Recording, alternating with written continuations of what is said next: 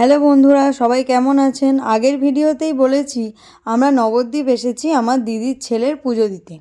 তো দিদির ছেলের মানত ছিল, তা সেই অনুযায়ী আমরা পুজো দিতে এসেছিলাম।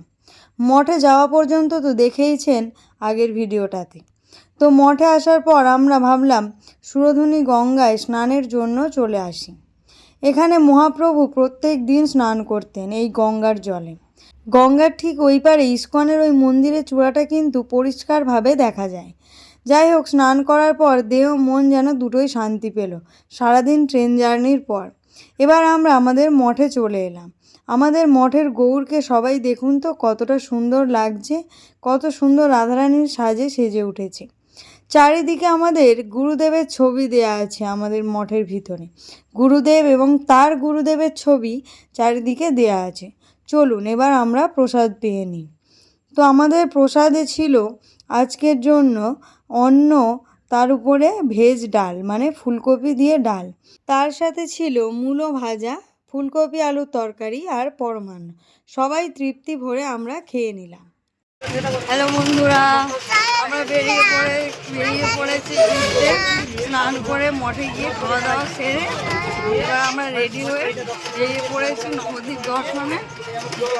আপনাদেরও ঘুরিয়ে দেখাই। বলো চলো, তোমরাও চলো আমাদের সাথে ঘুরবে। এখানে আমাদের পান্তুয়াও কিন্তু একদম রেডি হয়ে গেছে বেড়াতে যাওয়ার জন্য। চলুন প্রথমে জন্মস্থানটাই যাই। খুব সুন্দর নিরিবিলি একটা জায়গা। নবদ্বীপ ধাম এসে যদি না নিমাইয়ের জন্মস্থানই দেখলেন তাহলে আর কি দেখলেন। চলুন আজকে নিমাইয়ের জন্মস্থানটা আপনাদের ঘুরিয়ে দেখাবো, যেখানে ভগবান শ্রী গৌরাঙ্গ এখানে জন্মগ্রহণ করেছিলেন মাতা সচী মাতার কোলে একটা নিম গাছের তলায়, যার জন্য ওনার নাম নিমাই হয়েছিল। তো সেই মাতা সচী মাতার কোলে নিমাই এবং সেই নিম গাছ এখনও আছে। চলুন আজকে আপনাদের দেখাবো। নিমাইয়ের পিতার নাম ছিল জগন্নাথ মিশ্র, আর সেই অনুযায়ী গেটটা তৈরি করা হয়েছে। চলুন এবার সামনের দিকে এগিয়ে যাওয়া যাক। সামনে দেখতে পাচ্ছেন খুব সুন্দর একটা লাল ধাগা বাঁধা একটা নিম গাছ। এই নিম গাছের তলাতেই দেখুন সচী মাতা ছোট্ট নিমাইকে কোলে নিয়ে বসে আছেন।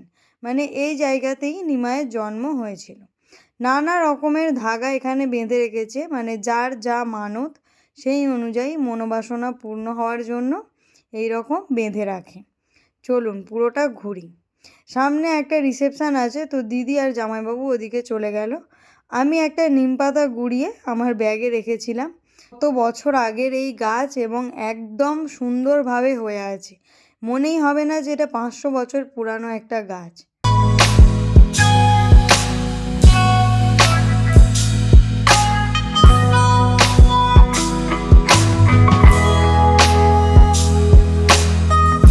তো দিদির ছেলের পুজোর জন্য এখানে দিদিরা 2000 টাকা দিয়েছিল বৈষ্ণব সেবার জন্য, এবং পরের দিনও আমাদের বৈষ্ণব সেবায় নিমন্ত্রণ ছিল। চলুন এবার অন্য একটা জায়গায় যাই। এটা হলো নরহরি ধাম। চলুন নরহরি ধামের ভিতরে গিয়ে সেখানের মন্দির দেখাই। এখানে আমরা আসার পর দেখলাম খুব সুন্দর করে জায়গাটাকে সাজানো হচ্ছে, মানে ডেকোরেশন করা হচ্ছে আর কি, ফুল ইত্যাদি দিয়ে। এখানে সামনের সপ্তাহে ভাগবত পাঠ আছে, মানে আমরা যেদিন গিয়েছিলাম ঠিক তার পরের দিনই ভাগবত পাঠ ছিল। দেখুন তো কতটা সুন্দর লাগছে রাধা গোবিন্দকে।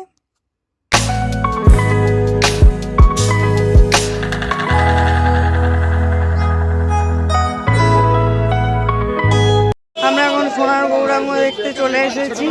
তো একদম গেটের সামনে আছে, এই যে আমার পিছনে দেখতে পাচ্ছেন। আগের মন্দিরটা দেখে কিন্তু মন একদম যেন জুড়িয়ে গেল। চলুন এবার পরের মন্দির সোনার গৌরাঙ্গ দেখতে। চলুন ভিতরে ঢুকে পড়া যাক।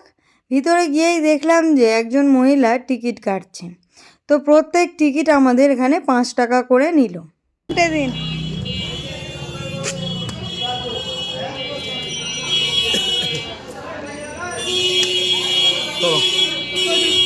চলো, টিকিট কাটা হয়ে গেছে। এবার আমরা সামনের দিকে এগিয়ে গেলাম ঠাকুর দর্শনের জন্য, এবং খুব সুন্দর লাগলো সোনার গৌরাঙ্গ দেখে। আপনারাও সবাই দর্শন করুন এমন সুন্দর গৌরের রূপ।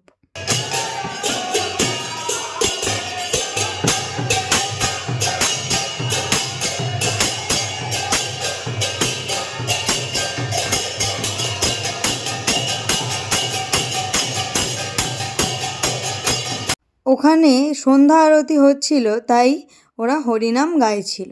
চলুন এবার সীতানাথ প্রভুর বাড়ি যাই। কত সুন্দর দেখতে লাগছে দেখুন, দুজনে দাঁড়িয়ে আছে। সীতানাথ প্রভুর দর্শন হয়ে গেলে এবার আমরা যাব ধামেশ্বর। এখানে কিন্তু আপনাদের আসতেই হবে। ধামেশ্বর মানে সেই ধামের যিনি ঈশ্বর, মানে ইনি হলেন গৌরাঙ্গ মহাপ্রভুরই আরেক রূপ। এখানে ওনার মূর্তি পূজা হচ্ছে না, এখানে ওনার পটে পূজা হচ্ছে, কারণ মূর্তিটা অন্য ঘরে সারাই করার জন্য রাখা আছে। চলুন এবার আদি যে সোনার গৌরাঙ্গর মন্দির, সেই আদি মন্দিরে যাওয়া যাক। এই মন্দিরটাতে কিন্তু একদম আগেকার দিনের ছবি আপনারা দেখতে পাবেন। এবার আমরা সিঁড়ি দিয়ে উপরে উঠে যাব। সিঁড়ি দিয়ে উপরে উঠলেই মন্দিরটা দেখা যাবে।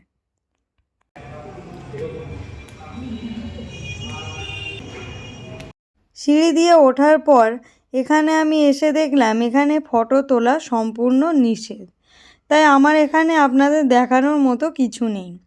আগের যে সোনার গৌরাঙ্গ দেখেছিলেন একদম সেই রকমই গৌরের মূর্তিটি, বরং একটু সাইজে বড়। চলুন এবার শ্রীবাস অঙ্গন যাওয়া যাক। এখানে মহাপ্রভু প্রত্যেক দিন সবাইকে সাথে নিয়ে হরিনাম গান গাইতেন। এখানে একটি কুল বৃক্ষ আছে যেটি মহাপ্রভু নিজে হাতে লাগিয়েছিলেন। মহাপ্রভু এখানে সবাইকে নিয়ে হরিনাম গাইতেন। প্রতিদিন সন্ধেবেলা এখানে হরিনাম হতো।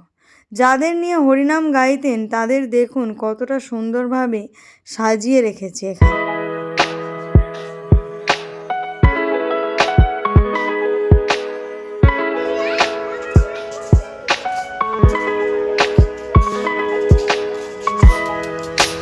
আর আমরা এসে গেছি জল মন্দির। এই জলের উপরে মন্দিরটি, এই যে নৌকাটি দেখতে পাচ্ছেন, এই নৌকা দিয়েই ওরা পূজা অর্চনা করে থাকে। এই মন্দিরটির চারিদিকে একদম ফুল গাছ দিয়ে ভর্তি করা। শুধু তাই নয়, এখানে কিছু পশু পাখিও রাখা আছে। যেমন এই হরিণগুলিকে খাওয়ানোর জন্য এখানে সবজি কেটে বিক্রি করছিলেন। তো সেখান থেকে আমরা সবজি কিনে নিয়ে এদেরকে খাবার দিচ্ছিলাম, এবং আমাদের পান্তুয়াও কিন্তু এই ব্যাপারটা বেশ মজা পাচ্ছে। মজা দূরে থেকে হাত ধরে আছে।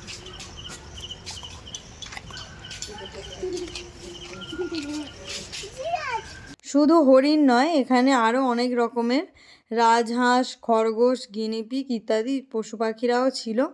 চলুন এবার আমরা যাই সমাজবাড়ি।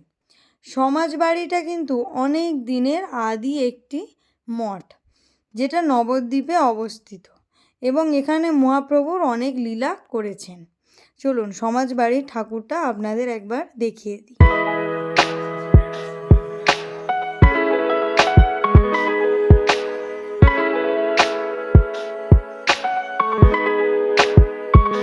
এই সমাজবাড়ির সামনেই বিক্রি হচ্ছিল নানা ধরনের গোপাল। এখানে একবার দেখলেই বুঝতে পারবেন যে কত রকমের ছোট বড় মাঝারি কত রকমের যে গোপাল আছে, আপনারা না দেখলে বিশ্বাস করতেন না। এখানে শুধু গোপাল নয়, এখানে গৌর নিতাই এবং জগন্নাথের মূর্তিও ছিল।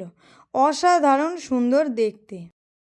নবদ্বীপ ঘুরতে ঘুরতে প্রায় আমাদের অনেকটাই রাত হয়ে গিয়েছে, তাই আমরা টিফিন করার জন্য রাস্তা থেকে কিছু চপ আর বেগুনি কিনে নিয়েছিলাম।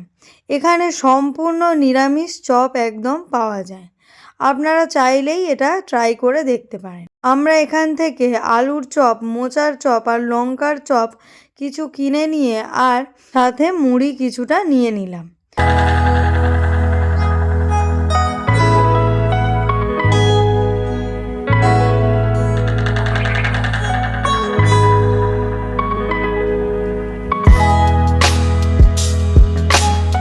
ভিডিওটা আজকের মতো এখানেই শেষ করলাম। কাল এবার যাব মায়াপুর ইস্কন।